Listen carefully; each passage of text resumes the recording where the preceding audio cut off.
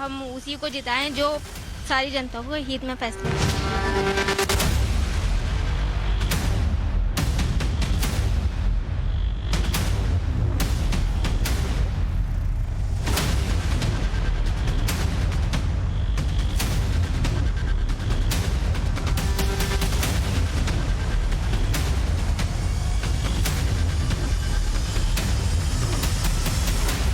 ये विकास नहीं है, यहाँ पे रोजगार नहीं है।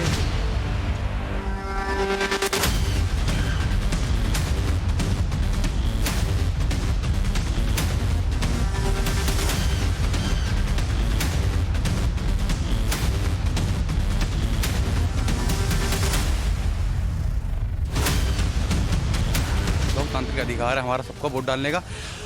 एक पक्ष में डालेगा, एक विपक्ष में डालेगा।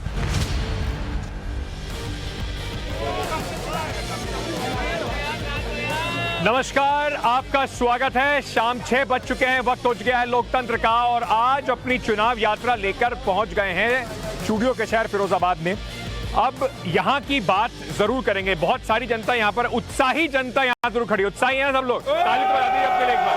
जबरदस्त तालियां हो जाए अपने लिए, आप लोगों के लिए तालियां हो जाए। तो जो इस शोर और गुल के बीच जो पूरा शोर शराबा है, बस बस बस बस बस आते हैं भाई साहब आ रहे। तो यहाँ पर जो जनता है उससे बात करने से पहले आपको ये भी बता देता हूँ कि इस वक्त उत्तर प्रदेश का दूसरे चरण के 55 सीटों पर जो प्रत्याशी हैं, पॉलिटिकल पार्टीज हैं, उनका भाग्य वोटर ईवीएम में बंद कर चुके हैं। शाम के 6 बज गए हैं, दूसरे चरण की वोटिंग खत्म हो चुकी है। 9 जिलों की 55 सीटों पर अब वोटिंग समाप्त हो चुकी है। शाम 5 बजे की अगर मैं बात करूं तो 5 बजे के हिसाब से अगर देखा जाए तो करीब इस वक्त उत्तर प्रदेश के 9 जिलों में जो वोटिंग हुई है उसमें सहारनपुर में सबसे ज्यादा 67% वोटिंग हुई है। उत्तराखंड के में करीब 60% वोटिंग हुई है और गोवा में 75% वोटिंग हो चुकी है। यानी कि उत्तर प्रदेश के द्वितीय चरण की 55 सीटें, उत्तराखंड का आज सिंगल फेज का चुनाव था उसकी भी वोटिंग खत्म और साथ ही साथ गोवा में भी किसकी सरकार बनेगी ये जनता ने तय कर लिया है। एक एक करके आपको अपने सहयोगियों के पास ले जाऊंगा। फिरोजाबाद की जनता से भी आपकी बातचीत कराएंगे, इस माहौल क्या है समझने की कोशिश करेंगे। उससे पहले पूरे प्रथम चरण में उत्तर प्रदेश में आज बड़े बड़े दिग्गज अपनी किस्मत आजमा रहे हैं। रामपुर में जहां जेल से बैठकर आजम खान 10वीं बार विधायक बनने की कोशिश कर रहे हैं, वहीं अगर देखा जाए तो सहारनपुर में जितिन प्रसाद हो या शाहजहांपुर की बात करें, बड़े बड़े बीजेपी के नेता ताल ठोकते हुए नजर जरूर आए। तो कैसा रहा आज का पूरा वोट चक्र, पहले हमारी रिपोर्ट देखिए।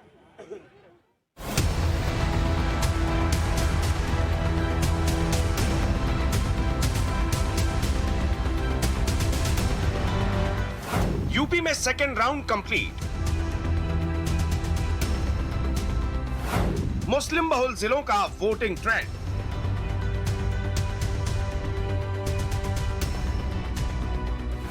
पचपन सीटों की पूरी वोट रिपोर्ट।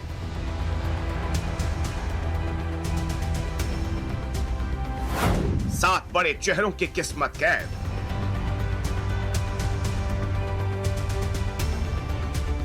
सेकेंड राउंड में सुबह से ही मतदान केंद्रों के बाहर मुस्लिम मतदाताओं की भीड़ उमड़ी।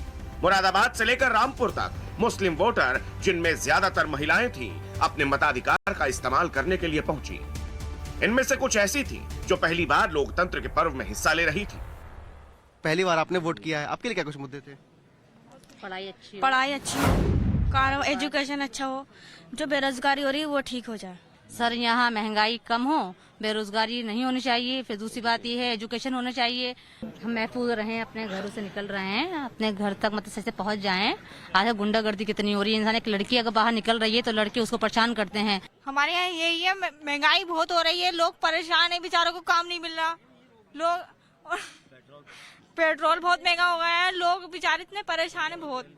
वो ये विकास नहीं है, यहाँ पे रोजगार नहीं है। क्योंकि एक बड़ी मुस्लिम आबादी वाला ये सीट है, यहाँ पर मुद्दे क्या महत्वपूर्ण है खास करके इस आबादी के?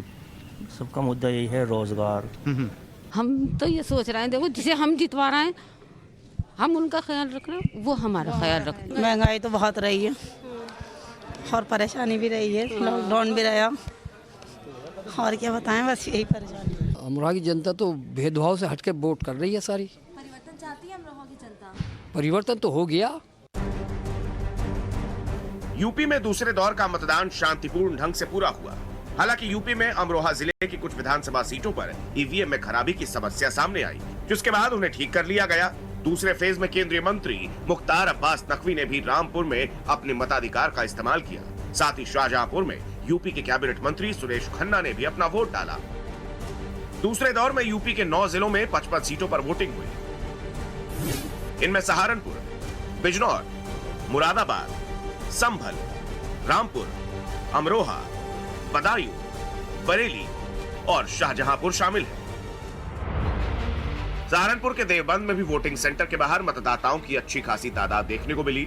इस राउंड में जिन बड़े चेहरों की किस्मत ईवीएम में कैद हुई है, उनमें शाहजहांपुर सदर से प्रदेश के वित्त मंत्री सुरेश कुमार खन्ना, रामपुर सदर से एसपी के कद्दावर नेता आजम खान, सहारनपुर के नकुड़ विधानसभा क्षेत्र से बीजेपी सरकार में मंत्री रहे धर्म सिंह सैनी, जो इस बार एसपी के टिकट से मैदान में उतरे। बिलासपुर विधानसभा सीट योगी सरकार के एकमात्र सिख मंत्री बलदेव सिंह औलख, संभल के चंदौसी सीट से योगी सरकार में मंत्री गुलाब देवी की किस्मत पर जनता ने दूसरे दौर में मुहर लगा दी। दूसरे फेज की 55 सीटों पर 2017 के विधानसभा चुनाव में बीजेपी ने 38 सीटें जीती थी, जबकि एसपी ने 15 और कांग्रेस ने 2 सीटें। 2017 में समाजवादी पार्टी और कांग्रेस ने मिलकर चुनाव लड़ा था। अब देखना यह है कि क्या इन सीटों पर बीजेपी अपना प्रदर्शन दोहरा पाएगी या फिर 2022 में जनता साइकिल पर भरोसा जताएगी।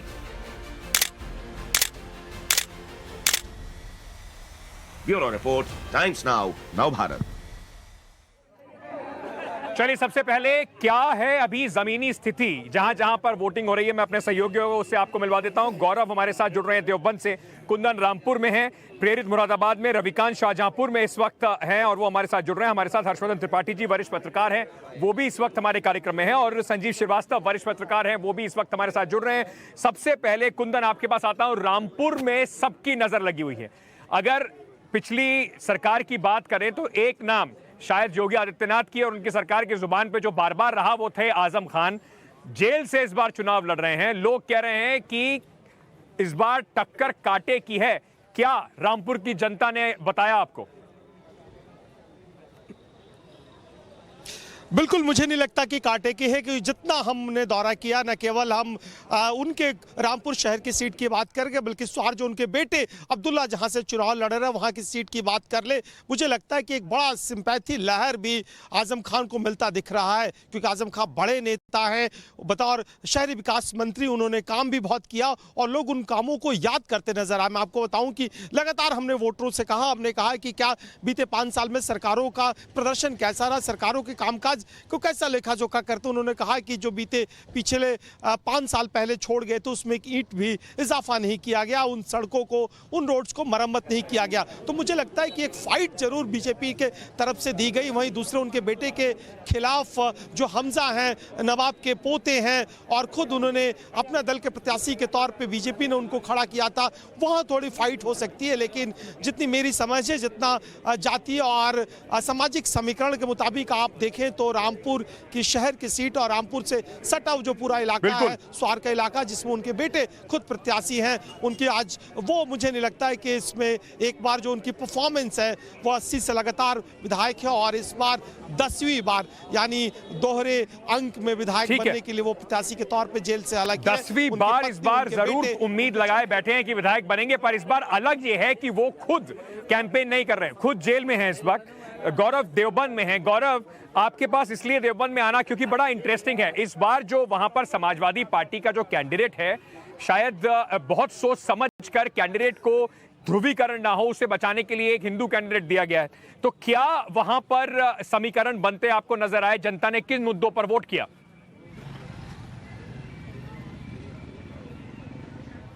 देखिए अंकित, सहारनपुर में 7 सीटें हैं और 5 सीटों की अगर मैं बात करूं तो जो मैंने यहां पर घूमकर समझा है, 5 सीटों पर समाजवादी पार्टी का अच्छा वर्चस्व दिख रहा है।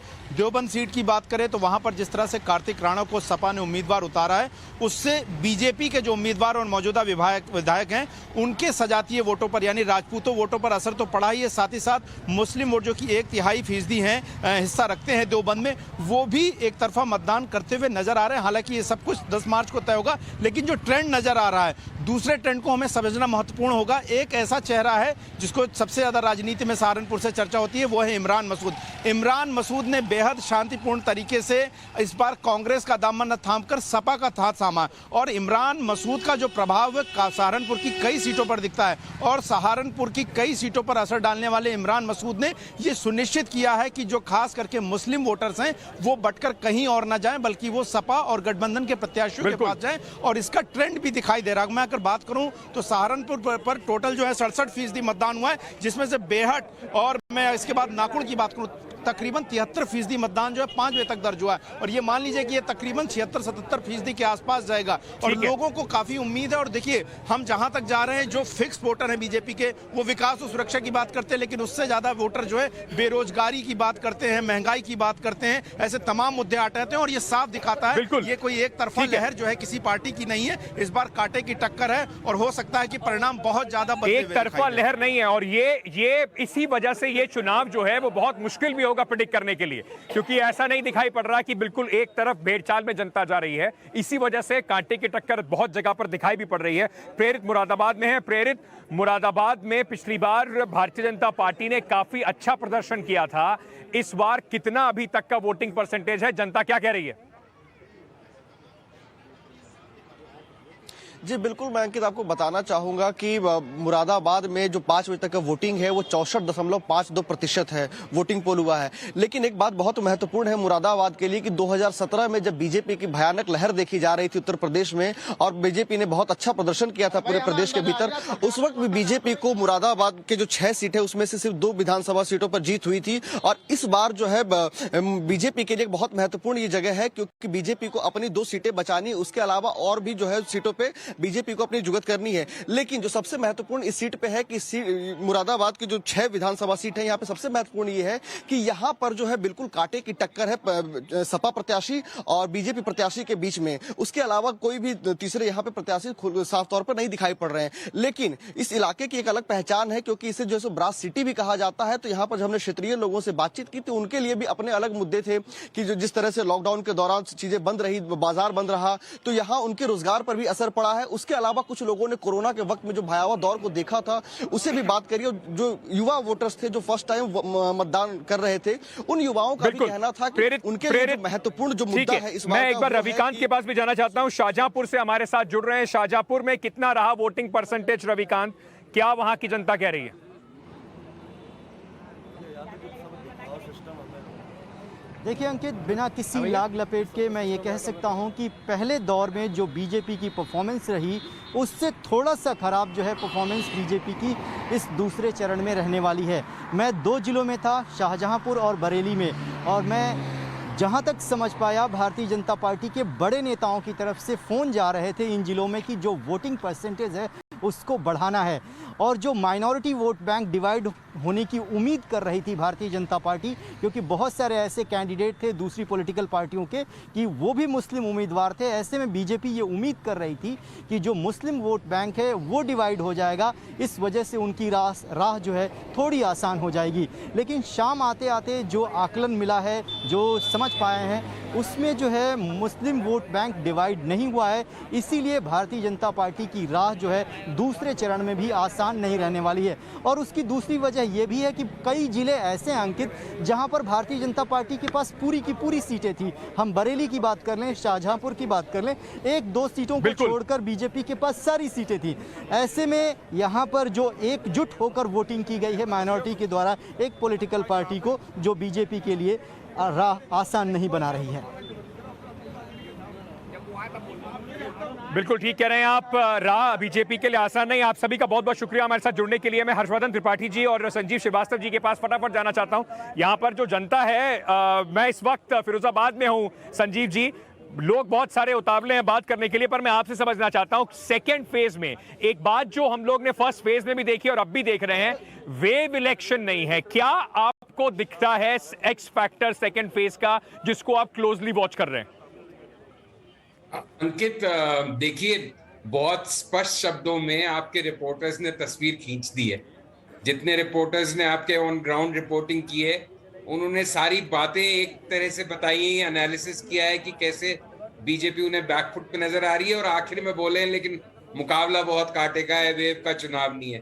तो अगर आपके रिपोर्टर्स का आकलन सही है, क्योंकि सबसे ज्यादा अच्छी समझ जमीन पे जो मौजूद है रिपोर्टर उसकी होती है, तो बीजेपी के पहले और दूसरे चरण दोनों में काफी कठिनाई हुई है उन्हें।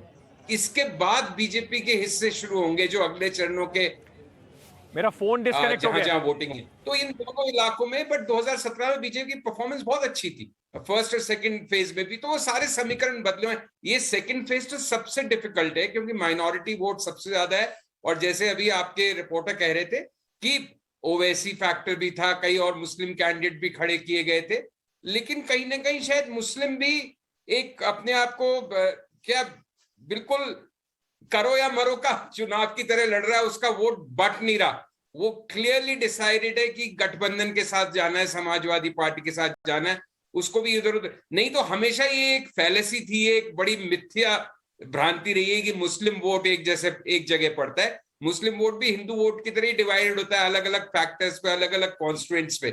तो लेकिन इस बार यूपी इलेक्शन में शायद मुस्लिम वोट एक निर्णायक भूमिका अदा करने वाला है दूसरे ग्रुप्स के साथ, चाहे वो फर्स्ट फेज में जाट थे, किसी जगह पे थोड़ी बैकवर्ड क्लास, ओबीसीज, पिछड़ों के वोट है। तो जो बुनियादी जो समीकरण है यादव मुस्लिम और कहीं जाट, कहीं ओबीसी, कहीं अति पिछड़ा, वो क्या हिंदू वोट पे या बीजेपी के वोट बैंक पे भारी पड़ेगा, यही इस चुनाव का असली सब यक्ष प्रश्न है। पहले दो चरणों में लग रहा है कि बीजेपी शायद फिसली है। कितनी फिसली है, क्या आगे कवर कर पाएगी कि या इतना पिछड़ गई कि कवर नहीं कर पाएगी, ये सब ऐसे प्रश्न जिनके उत्तर मुझे या हर्षवर्धन सिंह जी को, किसी को भी इसका ज्ञान नहीं हो सकता। बट ये डेफिनेट है कि इन दो फेजेस में बीजेपी की पिछली बार के मुकाबले परफॉर्मेंस अच्छी नहीं रही है, जैसा हम आपकी रिपोर्टर्स से सुन रहे हैं। हर्षवर्धन जी, पिछली बार भारतीय जनता पार्टी ने इन दोनों फर्स्ट और सेकंड फेज में काफी अच्छी परफॉर्मेंस करी थी, तो वो पीक पर थे, वहां से उनको थोड़ा बहुत तो नीचे आना ही था। लेकिन क्या ये जो हम वोटिंग परसेंटेज देख रहे हैं उसका इंटरप्रिटेशन आप कैसे लगाते हैं? क्योंकि कहीं ना कहीं बीजेपी कहती है देखिए बहुत ज्यादा लोग नहीं बाहर निकल के आ रहे हैं, परसेंटेज अमूमन उतना ही है या उससे थोड़ा कम है, तो इसका मतलब बहुत जबरदस्त एंटी इनकम्बेंसी नहीं है, जिसको कहते हैं चेंज जो करने की चाहत है वो नहीं है। समाजवादी पार्टी इसको देखती है और कहती है कि देखिए एक तबका जो है वो बीजेपी का वोटर जो है वो उत्साही नहीं है, वो बाहर नहीं निकल रहा है क्योंकि उसे पार्टी के लिए वोट नहीं करना है। आप इसका आकलन कैसे करते हैं? देखिए अंकित जी, सबसे पहले तो ये कि दूसरा चरण ये जो है, जो सहारनपुर, मुरादाबाद, बरेली, रामपुर, बिजनौर, अमरोहा, संभल, बदायूं, शाहजहांपुर भी, तो ये वो क्षेत्र है उत्तर प्रदेश के लिहाज से सर्वाधिक मुस्लिम कंसंट्रेशन वाला है। यानी एक जगह एक एक विधानसभा में इतने वोट हैं कि वो अगर तय कर ले तो किसी को भी जिता हरा सकते हैं। तो ये वो चरण है। और 2017 और 2022 इसमें बेसिक फर्क क्या है? बेसिक फर्क ये है कि 2017 में नरेंद्र मोदी थे, नरेंद्र मोदी का चेहरा सामने था, भारतीय जनता पार्टी से कोई प्रत्याशी नहीं था, चेहरा नहीं था। निश्चित तौर पर मोदी की जो ताकत है, मोदी जिस तरह से अपने वोटर को एकजुट करते हैं, वो हुआ था 2017 में। 2022 में क्या हो रहा है? 2022 में योगी आदित्यनाथ का चेहरा और थोड़ा सा और फायर ब्रांड होने की वजह से जो एंटी बीजेपी वोट है वो अच्छे से यूनाइट हो रहा है। ये दोनों फर्क है, ये 2017 और 22 का सबसे बड़ा फर्क है। अब जाहिर है कि एंटी बीजेपी वोट कौन सा है, यानी मुस्लिम वोट है। और सुबह से मैं टाइम्स नाउ नवभारत पर भी बैठे हुए जब चर्चा में था और उसके अलावा भी दूसरे चैनल जब देख रहा था, एक बात स्पष्ट है, मुस्लिम मतदाता, उससे पूछिए कतार में लगा हुआ है, क्या भाई क्या करोगे? योगी को हटाना है, सरकार हटाना है। किसे लाना है? साफ है, वो कहता है साइकिल लाना है, समाजवादी पार्टी। हिंदू मतदाता कतार में लगा। उससे पूछो क्या है तो कहता है विकास है, सुरक्षा है, कानून व्यवस्था है, महंगाई है, बेरोजगारी है। अब सवाल यह है कि इन सब का मतलब भाजपा को वोट है क्या? अगर ये हो पाया तब तो भारतीय जनता पार्टी की स्थिति ठीक है, नहीं तो जो 55 में से 38 सीटें भारतीय जनता पार्टी ने यहां जीती थी और समाजवादी पार्टी को सिर्फ 15 मिली थी 2017 में। 17 में भी जो बीएसपी थी ना, जिसको हम लोग कहते हैं बिजली सड़क पानी, तो इस उत्तर प्रदेश के चुनाव से बीएसपी भी गायब दिख रही है और जो मूल मुद्दे होते हैं बिजली सड़क पानी, जिसपे सबसे ज्यादा इस सरकार ने काम किया है, वो भी गायब दिख रहे हैं। लेकिन एक बात जरूर है हर्षवर्धन जी, क्योंकि अगर आप यहां पर भी जाएंगे तो ऐसा नहीं है, योगी आदित्यनाथ की अपनी एक बिल्कुल कॉन्स्टिट्यूएंसी है। अगर वो एक तरफ लोगों को पोलराइज कर रहे हैं तो वो दूसरी तरफ भी लोगों को कंसोलिडेट जरूर करते हैं, और इसमें कोई दो राय नहीं है कि बहुत सारी जनता कम से कम उत्तर प्रदेश में उनके लिए अब योगी ही बीजेपी बन गए, उन्हीं के लिए एक बटन दबाया जा रहा है, वो एक बहुत बड़ा फैक्टर बन के उभर रहा है। मैं आप दोनों के पास वापस भी आता हूं। उत्तराखंड में भी आज वोटिंग थी, फटाफट रंजीता के पास चलते हैं और उनसे समझते हैं रंजीता क्या हाल रहा है इस वक्त उत्तराखंड का। यहां पर कांग्रेस जो लग रहा था कि क्योंकि हरीश रावत को उन्होंने डिक्लेयर नहीं करा तो बिल्कुल रेस से बाहर हैं, पिछले कुछ दिनों में सारे एनालिसिस कहते हैं कि फाइट जो है वो इतनी वन साइडेड नहीं है जितनी शायद पहले लग रही थी। आपका आज दिन कैसा रहा, कितनी परसेंटेज वोटिंग है? अनंत, देखिए 70 सीटों के लिए पोलिंग हो गई है। मैं कालाडूंगी विधानसभा जो नैनीताल डिस्ट्रिक्ट में आता है, नैनीताल डिस्ट्रिक्ट में 6 विधानसभा है, जिसमें लाल कुआं जो हरीश रावत जिनका आप जिक्र कर रहे हैं, जिस पर सबकी नजर टिकी हुई थी, वो सीट भी नैनीताल डिस्ट्रिक्ट में ही आता है। वहां पर भी वोटिंग हो चुकी है, 6 बजे तक का समय था, अब जो है वोटिंग खत्म हो गई है और ईवीएम को अब जो पोलिंग स्टेशन है वहां से निकालकर स्टोर पे रखने की जो तैयारी है वो पूरी कर दी जाएगी। लेकिन आज के जो पूरे आप रिपोर्टिंग की बात करें या फिर वोटिंग की बात करें, एक तरफा मुकाबला नहीं बल्कि कांटे की टक्कर बताई जा रही है। जो कांग्रेस और बीजेपी के बीच की लड़ाई कही जा रही थी, उसमें आम आदमी पार्टी और बीएसपी, क्योंकि कुछ सीटों पर बीएसपी जो है वो भी सेंधमारी कर रही है और कहा जा रहा है कि कुछ सीटें जो है वो बीएसपी भी निकाल कर जाएगी और मुश्किल कांग्रेस पार्टी की बढ़ने वाली है। लाल कुआं जिस विधानसभा का मैं जिक्र कर रही थी, हरीश रावत का वोटिंग प्रतिशत की अगर बात की जाए तो नैनीताल के सभी विधानसभा में सबसे ज्यादा वोटिंग जो हुई है 67% वो हरीश रावत की जो कंस्टिट्यूंसी है वहां हुई है। तो ये माना जाए कि उत्तराखंड में भी सरकार बनाना बीजेपी के लिए भी उतनी ही मुश्किल है जितना कांग्रेस के लिए है। कहा जा रहा है जो भी डिफरेंसेस होंगे वो 2 से 3 सीटों के होंगे और जो हार और जीत का भी जो पैमाना होगा वो 300 से 500 के बीच ही हार और जीत की भी जो गुंजाइश है वो रहेगी। तो इससे साफ समझा जा सकता है कि बहुत क्लोज, और इसी वजह से शायद इस बार उत्तराखंड और उत्तर प्रदेश में कई जगह पर यह अंदाजा लगाना मुश्किल है कि कौन हार रहा है कौन जीत रहा है, क्योंकि इतने कांटे की टक्कर है। आप मोबाइल पे कुछ देख रहे थे, क्या देख रहे थे आप मोबाइल पे? मोबाइल पर कह रहे थे साइकिल चल रही है फोन के अंदर। नहीं फोन के अंदर नहीं, पूरे उत्तर प्रदेश में साइकिल धर्राटे काट रही है। फिरोजाबाद में भी पिछली बार तो हार गए थे वो। बहन जी ने इतने प्रत्याशी कर गुरु पे लड़ा दिए थे। बहन जी ने तो इस बार ही प्रत्याशी निकाले। अब बहन जी बोली नहीं, एनआरसी में कुछ भी नहीं बोली बहन जी, ना किसी चीज में बोली नहीं। और अखिलेश जी ने काम कराया, जगह जगह पर ये डायल 100 खड़ी है, अखिलेश जी की देन है। जगह जगह पर सांड खड़े हुए हैं, ये योगी जी की देन है। कह रहे हैं जी सांड खड़े हुए वो योगी जी की देन है, आप भाजपा का पटका पहने हुए। जो शहर के अंदर योगी जी ने काम करा है वो किसी ने भी नहीं करा। आज हमारी जो बहन बेटियां हैं सुरक्षित है, उन्हीं की वजह से है। पहले घर से निकलना मुश्किल हो जाता था, व्यापारियों का जो है अपहरण हो जाता। आज तो क्या हुआ, वोट तो इनका भी है ना, एक नहीं हो पा रहा। सपोर्टर का वोट बंद हो जाता है क्या इस देश में? वोट तो उनका भी है ना, तो रुक जाइए, आपके पास भी आ जाएंगे। आज जो मतलब जो है यहाँ व्यापारी सुरक्षित है तो योगी जी की सरकार में है। योगी जी ने हमको जो पहचान दिलाई है किसी ने नहीं दिलाई है। योगी जी ने पहचान दिलाई, किस बात की? हिंदुत्व की। आपका वोट हिंदुत्व के लिए? हम हिंदुत्व के लिए रहेंगे। हर्षवर्धन जी, मैं क्योंकि उनकी बात से आपके पास आना चाहता हूं। जैसे कि आप कह रहे हैं, बार बार आप ये बात कह रहे थे कि एक तरफ का जो वोटर है वो कह रहा है वो ध्रुवीकरण हो रहा है। जहां पर एक वोटर कहता है कि वो योगी को रोकने के लिए वोट करेगा, वहीं पर जैसे आपने सुना कि वो हिंदुत्व के लिए वोट कर रहे हैं। हम हिंदुत्व के लिए वोट करेंगे, योगी ने हमें पहचान दिलाई है। तो कंसोलिडेशन, पोलराइजेशन दोनों तरफ है, ऐसा नहीं है कि सिर्फ एक तरफ के वोटर की तरफ है।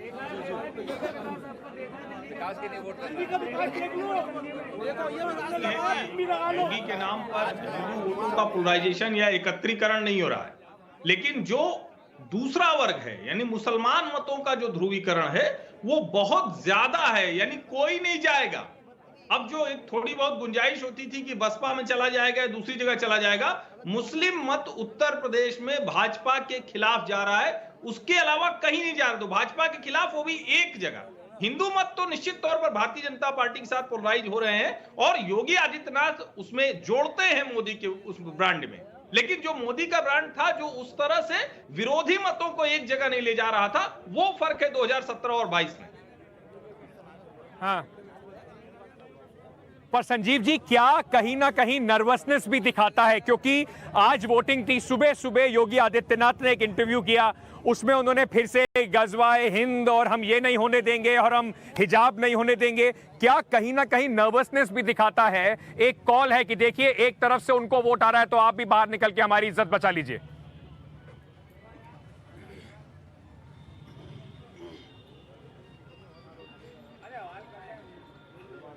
अभी कोई कह नहीं सकता परिणाम क्या आएंगे, लेकिन उनको पांव तले जमीन खिसकती हुई दिख रही है। और उसके कारण देखिए, हर्षवर्धन जी बहुत एक सीजन्ड एनालिस्ट हैं, लेकिन आप देखिए ना 2017 में क्यों नहीं था मुस्लिम वोटों का इतना जबरदस्त ध्रुवीकरण जैसा 2022 में, क्योंकि 17 से 22 में उन्होंने रही सही उम्मीद भी छोड़ दी बीजेपी से। अब उन्हें कोई क्या मुगालता ही नहीं रहा कि भाई ये कभी भी, भाई 2014 में अच्छी संख्या में मुस्लिम वोट भी मोदी जी को पड़ा था जब वो पहली बार प्राइम मिनिस्टर बने थे। फिर मोदी जी 17 के अंदर गरीबों का वोट पड़ा, नोटबंदी का वोट पड़ा कि बहुत अमीरों की ऐसी की तैसी हो गई देश में, सब गरीब एकजुट हो जाओ, कास्ट फैक्टर डूबे, और जो सारे समीकरण रिपोर्टर्स और सब जने बता रहे हैं, मायावती का फैक्टर था, ये था वो था। अब की बार एंटी बीजेपी वोट जबरदस्त ढंग से कंसोलिडेट हुआ है। क्यों? उसका कारण भी तो बीजेपी ढूंढे। सिर्फ ये कह देने से कि मुस्लिम सब एक छतरी के तले इकट्ठे हो गए, तो मुस्लिम 2022 तक क्यों नहीं हुए थे? क्योंकि ये तो शुरू से ही कहते रहे कि मुस्लिम वोट एक साथ पड़ रहा है और हिंदुओं की सुरक्षा खतरे में। तो पहली बार ये इतना जबरदस्त कंसोलिडेशन हो रहा है, तो उसका बिल्कुल इतना होगा। और दूसरी बात, मैं एक बात और कहना चाहता हूं अंकित, ये मैं करीब 1980 के शुरुआती टाइम से इलेक्शन देख रहा हूँ। जो वेव इलेक्शन होता है ना, ये वेव अच्छे पंडितों और समीक्षकों को चुनाव के बाद नतीजे के दिन ही समझ में आती है। तब तक यही कहते रहते हैं हम सब कि वेव नहीं है, कांटे का मुकाबला है, टक्कर का। जब नतीजे आते हैं तो दिखती है, अरे यार वेव थी, किसकी लहर थी, उसकी लहर। अरे किसको दिख रही थी 67 सीटें आप पार्टी की? किसको किसकी लहर दिख रही थी? क्या किसी को पिछली बार 300 प्लस दिख रहे थे Yogi ji? Hindsight is the most powerful sight. Sanjeev ji, मैं एक सेकंड में आपके पास वापस आ रहा हूँ। आप कोई बात नहीं, मुझे पता है मैं ऑन एयर ऊपर, मैं यहाँ पर आपको थोड़ा सा नजारा दिखाना चाहता हूँ। आप बिल्कुल ठीक कह रहे हैं, पंडित जो हैं वो डेट जैसे चुनाव का रिजल्ट आता है उसके हिसाब से अपनी भविष्यवाणियां और अपना एनालिसिस बदल लेते हैं। लेकिन मैं दर्शकों को जो हम बात कर रहे हैं बार बार डिवाइड जो है ना, वो डिवाइड आपको दिखाना चाहता हूं। हम इस वक्त फिरोजाबाद में हैं। मेरे उल्टे हाथ पे यहाँ पर लेफ्ट हैंड साइड पर आपको सब लाल टोपियां दिखाई पड़ रही हैं, पटके दिखाई पड़ रहे हैं, अखिलेश भैया दिखाई पड़ रहे हैं, दिख रहे हैं ना। अभी क्योंकि यहाँ पर लाल बहुत था तो उसको बैलेंस करने के लिए मेरे दूसरी तरफ वो कहाँ गई मैडम? ये रही मैडम, आ रहे ये मैडम आई और उनको लगा कि बीजेपी का प्रतिनिधित्व, अरे भाई बीजेपी का प्रतिनिधित्व नहीं है तो आप जाके ये सबको बांट रही थी। चुनाव प्रचार जारी है, सुन लीजिए। हाँ बिल्कुल सही बात है, बिल्कुल ठीक। अरे भाई साहब रुक जाइए, कहाँ किसको हवा में बोले जा रहे हैं सुनाई नहीं पड़ेगा, माइक जब आएगा तब सुनाई पड़ेगा। जी, प्रचार नहीं करेंगे तो पता कैसे चलेगा कि हम समर्थक हैं? हाँ, समर्थक हैं तो प्रचार करेंगे। तो जो आप समर्थक, बीजेपी के समर्थक हैं, क्यों आपको भारतीय जनता पार्टी की सरकार पसंद है, योगी आदित्यनाथ पसंद है? योगी आदित्यनाथ पसंद है क्योंकि गुंडागर्दी रोकी है उन्होंने। आज हम यहाँ पर महिलाएं अपने आप को सुरक्षित महसूस कर रहे हैं। लड़कियाँ आज जो है स्कूल कॉलेज जाते समय डरती नहीं है। हाँ। तो योगी आदित्यनाथ की सरकार इसलिए पसंद है। अच्छा जी, ये महिलाएं यहाँ पर आपने देखा बीजेपी, अम्मा वोट डालने जाएंगी? हम तो डाल आया। डाल आए? कहाँ था वोट आपका? फूल पे डाल आए। कहाँ डाल के आए? एनवाजपुर। फूल पसंद है? क्यों? क्या मिल रहा है? रुक जाइए मैडम, क्या मिल रहा है फूल से? सब कुछ सेवा कर लिया, आप भी करते हैं और क्या करते हैं, फूल है क्या है? क्या कह रहे भैया? फूल में वोट डालना बहुत बड़ी फूल है। भूल ये जो अरे बात कहनी है या नारे लगाने हैं? तय कर लो, बात कहनी है ना? बात करिए मुझसे। हाँ जी, आपसे ही करूं? अच्छा, क्या करूं भाई साहब आपसे बात? आप जो चाहे सो करिए। आपने कहा मुझसे बात कीजिए, मैंने कहा बताइए। सभी से करिए। अच्छा, तो ये बताइए कि क्या माहौल है? माहौल ये है, पतंग चल रही है, पतंग उड़ेगी। पतंग उड़ेगी? बिल्कुल उड़ेगी। हिंदू जाओ, अरे हिंदू मुस्लिम साथ चलेगा, एकता का राज चलेगा।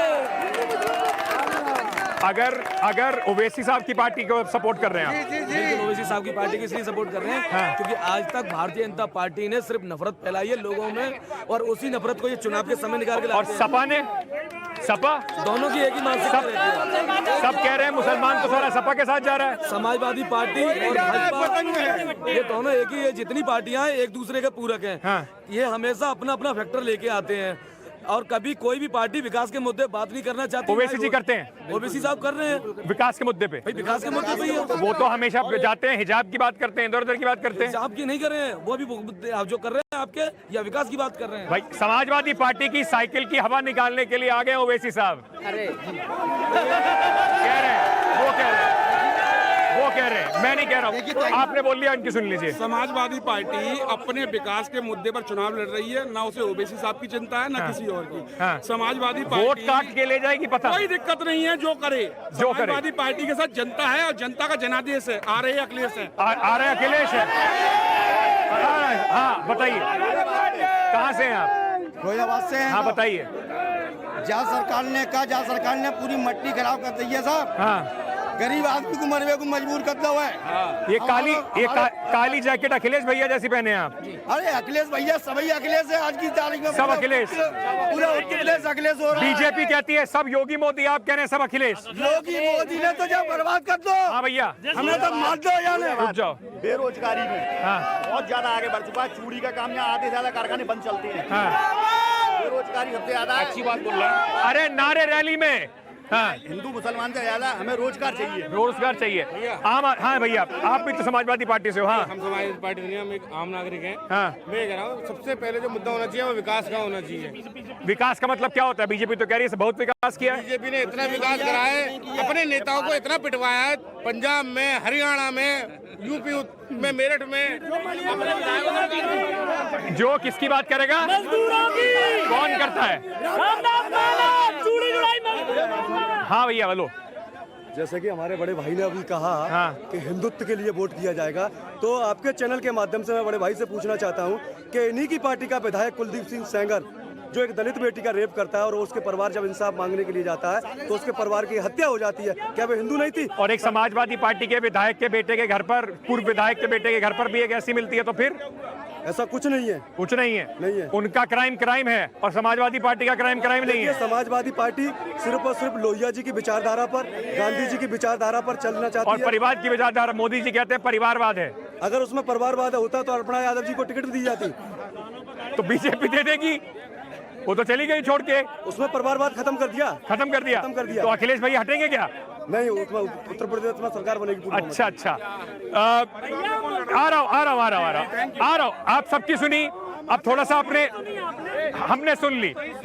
शोर में इतनी सुनी जाती है, नहीं सुनी जाती। सुनाओ, आप रुक जाइए। नहीं सुनी आप? बिल्कुल सुन लें इनकी। बोलिए। नहीं सुनी।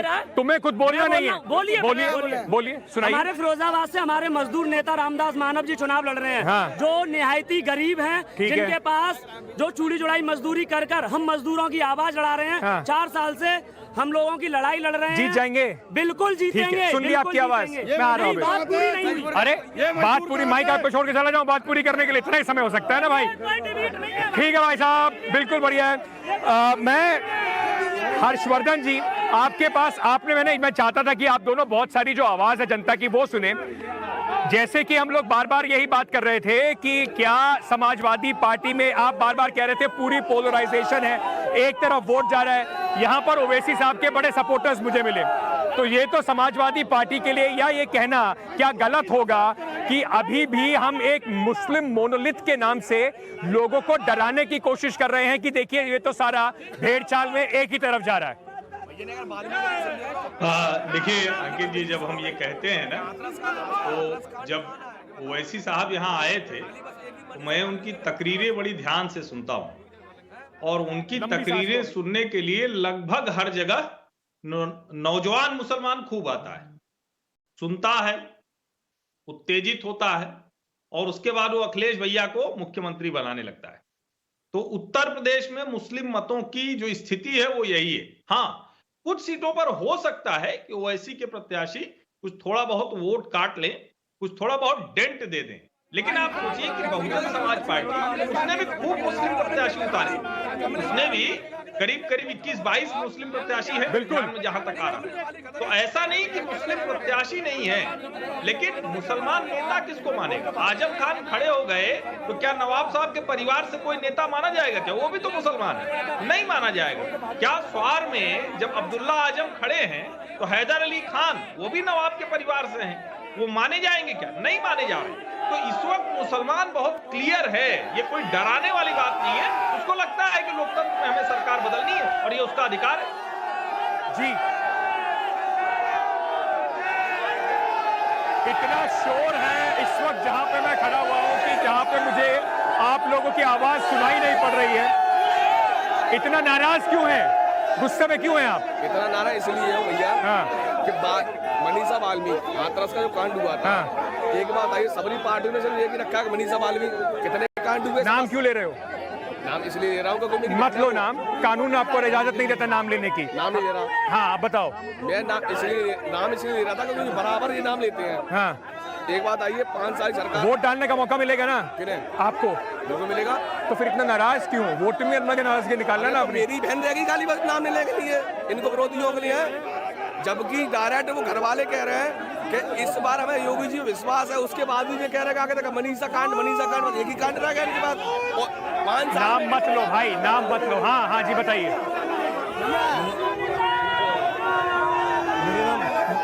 मैं उत्तर प्रदेश व्यापार मंडल में पार्टी अध्यक्ष हूँ, व्यापारी हूँ, किसी पॉलिटिकल पार्टी से नहीं। मेरा मानना है कि हमारी भी पार्टी अच्छी होती है, पर जो बीजेपी का जो विकास और कार्य जो शांति व्यवस्था का वो है, वो सबसे ठीक है जी। कमल का बिल्ला दिखा रहे हैं आप, ये समर्थक हैं। पूरा देश कमल निशान मांग रहा है और मैं कहना चाहता हूँ, आपको कैसे पता चला पूरा देश मांग रहा है? पूरा देश जंगल विकास, अरे रुक जाओ भाई। पूरा देश में ऐतिहासिक विकास कार्य हुए, पूरी जनता देश की संतुष्ट है। हमारे संतुष्ट है सब लोग, पूरे संतुष्ट। जो किसान गए थे वहाँ पे वो संतुष्ट है सब। किसान भी संतुष्ट है। किसान 70 साल राम राज्य आ गया, गंगा बह रही है, राज्य आ गया, दूध की नदियाँ, विकास की गंगा बह रही है, दूध की नदियाँ, दूध की नदी बह रही है, महंगाई खत्म, कुछ नहीं। ये जो भाई साहब है, ये पक्के बिल्कुल सपोर्टर जिन्हें आप कई बार कहते हैं, कह रहे देश में सब कुछ ठीक हो गया, सब बढ़िया हो गया। वो कह रहे देश में सब बढ़िया, कोई बढ़िया नहीं है, कोई बढ़िया नहीं है, कोई बढ़िया नहीं है, सिवाय नफरत की राजनीति कुछ नहीं है। आराम से इधर आओ, नफरत की राजनीति। हाँ, युवा हो, अरे रुक जाओ साइकिल, युवा हो, क्या मुद्दे हैं तुम्हारे? हमारे ये मुद्दे, नौकरी मिल नहीं रही है, कुछ हो नहीं रहा है, कॉलेज बंद है, बिल्कुल सब कुछ, नौकरी नहीं है, खत्म कर डाला है, बेरोजगारी बोल चुके आप कह रहे हो कि भाई साहब सब कुछ बढ़िया हो गया है, वो कह रहे हैं बेरोजगारी इतनी ज्यादा है। नहीं है बेरोजगारी, बेरोजगारी नहीं है क्या? फिरोजाबाद में सर कोई बेरोजगारी नहीं है, फिरोजाबाद की बात करूँ सब लोगों के पास नौकरी है। यहाँ के विधायक सर हैट्रिक बनाने आ रहे हैं, तीसरी बार कितने आ रहे हैं हैट्रिक? मैं व्यापारी, बताओ देखिए मैं थोड़ा समय नहीं दूंगा, जल्दी बोलो। ये जो अटल पार्क है, ये पार्क यहाँ के विधायक ने बनवाया। ये विधायक है और मेयर का भारतीय जनता पार्टी के बना मिल गया। बोल दिया। अब ये बताओ, आप अभी अभी आप बोल रहे थे जय श्री राम जी, वोट सिर्फ जय श्री राम पे होगा? नहीं, बिल्कुल वोट होगा कार्यों पे। जय श्री राम। जनता पार्टी ने जो काम फिरोजाबाद में किए है उससे अच्छा काम कोई पार्टी कर ही नहीं सकती। इस समय मुद्दा जो ले रहा हूं उस पे लीजिए आप, कानून की आवाज बंद हो जाएगी। इतना अच्छा बनाया है। अरे एक मिनट पीछे तो अगर उनकी आवाज सुननी है तो आपको शांत होना पड़ेगा। एक मिनट इधर आओ भाई साहब, इधर आओ भाई साहब, इधर आ जाओ। फिर एक कदम पीछे। ये आपने, ओ भैया इनकी बात सुन लें तो एक मिनट रुक जाओगे भाई साहब। अरे जनता से करो, ये नेता खरीदे हुए होते हैं पार्टी। अब इधर आ जाओ, हाँ इधर आ जाओ, साइड में आओ, साइड में भाई साहब। ये आप, अरे एक मिनट भाई साहब, ये बताइए ये आप बेड़ियों में क्यों जकड़े हुए हैं? बेड़ियों में क्यों जकड़े हुए हैं? ये बेड़ियाँ फिरोजाबाद के मजदूर की गुलामी की प्रतीक है, इसलिए मैंने अपने शरीर पर इन बेड़ियों को जकड़ दिया। हाँ, फिरोजाबाद का जो मजदूर है, तो ये सब बेड़ियों क्या कह रहे हैं आप बेड़ियों से जकड़ के? ये बेड़ी, नाम क्या है आपका? मेरा नाम रामदास मानव है। हाँ, तो आप किस मुद्दे पे वोट मांग रहे हैं? मैं फिरोजाबाद के मजदूरों की बेड़ियां काटने के लिए मैं ये वोट मांग रहा हूँ। ये कटोरा भी लिए घूम रहे हैं जी। किस लिए? जनता से पैसे मांगने के लिए, चुनाव लड़ने के लिए। जी बिल्कुल। तो ये कब तक बेड़ियां ऐसे ही? आप ये एक बार जरा दिखाना मोहन, पूरा पैर से लेकर, ये देखो भाई साहब, पैर से लेकर यहाँ पर भी बेड़ी, यहाँ पर भी बेड़ी, कब तक पहन के घूमेंगे? मरने तक पहनेंगे। अगर मजदूर की बेड़ियां काटने में सफल रहा तो मैं उतार दूंगा, और नहीं काट पाया मजदूर की बेड़ियां तो अपने मरने के साथ इन बेड़ियों के साथ जाऊंगा। दिक्कत नहीं होती चलने वलने में? कितनी भी दिक्कत हो, मजदूर के दर्द का एहसास तो होना चाहिए। कपड़े कैसे बदलते हैं आप? कपड़े इनको उतार के बदलता हूँ, लेटरिन फिर पहन लेते हैं? लेटरिन करने और कपड़े बदलने के, नहाने के अलावा बाकी टाइम में पहने, पूरे टाइम बेड़ियां पहने रहते हैं। भाई साहब ये भी एक अपना, अब इनका जज्बा है, इनकी उम्मीद है, अपनी उम्मीद को लेकर बेचारे हर जगह जा रहे हैं। हाँ भैया क्या कह रहे थे आप? रुक जाओ, बताइए, बहुत जोर से आए थे आप भागते हुए, बताइए, बोलिए, रुक जाओ, बोलिए। जी मैं ये कह रहा हूँ, आप सबसे सवाल पूछिए। तो पूछिए ना, बताइए ना, पूछिए आप क्या। आपने भागते हुए आए, मुझे कुछ कहना है, क्या कहना है? मुझे कहना है, हाँ कहिए तो रुक जाइए। हम सारे के सारे सवाल वही कर रहे हैं, इधर सवाल पूछूंगा तब बताएंगे। अच्छा, क्या सवाल पूछूं आपसे? आप ही बताइए सवाल, क्योंकि आप, मैं उनसे बात कर रहा था, हाँ बताइए भाई साहब, बताइए। बहुत जोर से आपको कुछ सोचना भी तो होगा आपने। तो आप सवाल करिए ना, मैं बता रहा हूँ, मैं इसलिए आया था आपके पास, आप सबसे सवाल करिए। एक ही सबसे सवाल कर रहे हैं, सब जगह, यहाँ पे भी करा। हाँ भाई साहब आप बताइए। मैं कह रहा हूँ, भाजपा वाले कहते हैं नारी पढ़ाओ, नारी का सम्मान। नगर विधायक मनीष सिसोदिया ने इसी 25 दिसंबर को मेयर में जो का धक्का मारा, नारी का अपमान, ये हमारी महिलाएं कह रही हैं कि नारी का सम्मान होता है भाजपा में। नारी का सम्मान नहीं होता है, नारी का अपमान होता है। हाँ भैया बताओ, बोलो जल्दी बोलो। देखिए सर, जो है सारे ही लोग यहाँ पर खड़े हुए हैं और सभी लोग अपनी अपनी बात करते हैं, लेकिन माहौल ये है कि फिरोजाबाद में जो है पतंग उड़ रही है। यही बताना था आपको, ठीक है, पतंग उड़ रही है ये। हाँ बताओ। अब लोग विकास के मुद्दे पे वोट दे रहे हैं। विकास के मुद्दे पे? हाँ, अगले साल को विकास के मुद्दे पे तो बीजेपी वाले कह रहे हैं हमने वोट सब हमें दे। कागजों में विकास है, कोई विकास नहीं है, कागजों में विकास है उनका। बोल चुके आप, बता चुके, 2 बार बताइए। जी सर, देखिए, दिखाइए। आज के दौर में वफाई उम्मीद किससे की जाए? पेड़ लगाने वाला धूप में बैठा है। गरीब लोग इतने परेशान है शहर फिरोजाबाद के अंदर। अगर आप यहाँ पे पार्क में आए, अगर आप किसी भी एरिया में जाते हैं, चाहे हिंदू एरिया हो, चाहे मुस्लिम कम्युनिटी हो, किसी भी एरिया में जाएंगे आप तो कहीं पे भी विकास नजर नहीं आता। विकास नजर नहीं आता। एक मिनट, वो कहाँ है? फिरोजाबादी साहब कहाँ है? हाशिम फिरोजाबादी साहब कहाँ गए वो? अच्छा, हमारे साथ एक शायर साहब जुड़ने वाले थे, वो पता नहीं मिल नहीं रहे। ये बात, ये बताइए, एक मिनट भैया सुन तो लिया, एक पे अगर माइक तो नहीं लग सकते ना? कितनी जनता से, ये जनता थी, इनसे बात हो चुकी है। हाँ भैया बताओ। मैं ये कहना चाह रहा हूँ, जैसे कि ये कह रहे हैं कि अखिलेश की सरकार आ रही है, ठीक है, और कोई कह रहा है यहाँ पे फूल खिल रहा है। यहाँ पे पहली बात तो ये है, फूल तो खिलने से गया, ठीक है, और यहाँ पे जो प्रत्याशी आया हुआ है आपकी, वो आए हैं एडवोकेट गोल्डी राठौर, ठीक है, तो उनको यहाँ से जो सिंबल मिला है वो मिला है पतंग से। समझ गए भाई, ठीक है, नहीं, यहाँ पर पतंग वाली टीम इधर है। चलिए भाई साहब हो गया, मेरे पास समय नहीं है। सर पुरानी पेंशन जो बहाल करेगा वो देश पर राज करेगा। जो पेंशन बहाल करेगा वो देश पे राज करेगा। समय इतना ही है। फिरोजाबाद से हमने और भी बहुत सारी खबरें करी हैं। यहाँ पे क्या चूड़ी इंडस्ट्री की परेशानी है उन सब को आपको दिखाएंगे। आज के लिए कार्यक्रम में इतना ही। कल फिर होगी मुलाकात। बने रहिए हमारे साथ टाइम्स नाउ नव भारत पर। बहुत बहुत शुक्रिया।